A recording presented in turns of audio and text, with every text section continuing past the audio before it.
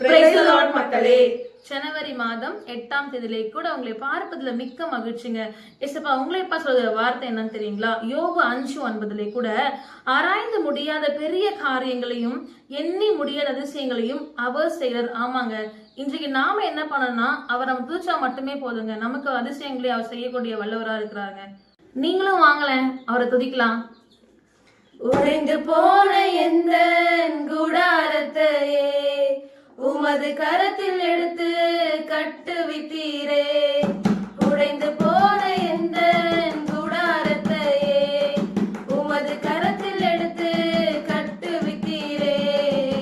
பாழானவைகளை சீர்படுத்தி